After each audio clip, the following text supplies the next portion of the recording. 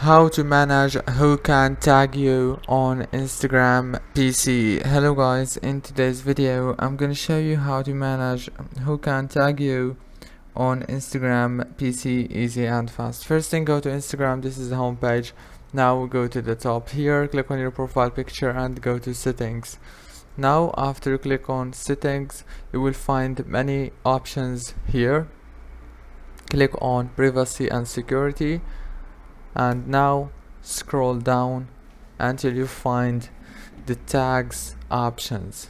Now here you can manage who can tag you, everyone or people you follow or no one. Very easy and fast, as you can see. If this video was helpful, please don't forget to like and subscribe, and thank you so much for watching this video until the very end. See you later in the next video.